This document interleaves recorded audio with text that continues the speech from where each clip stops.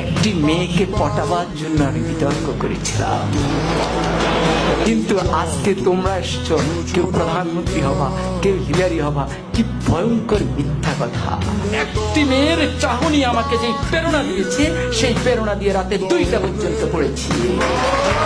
এই যতবার লাগবে বলে মেয়েটি ততবার পলকে পলকে আমার দিকে তাকায়। এখন আমি ঠিক বুঝতেছি না কি লাগবে কি বলে। পরে আমি একটু উত্তেজিত হয়ে 4 জনকে ডাকলাম। কি সমস্যা, কি লাগবে? আপনারা 4 জনই আমাকে ঘিরে দাঁড়িয়েছেন আমার জানালার সামনে। তখন বললো বলবো তো বলে। বললো ভাই, আমরা হিরোইন বিক্রি করি, আপনাকে দেখে মনে হয় দারুণভাবে আপনি হিরোইন ছিলেন।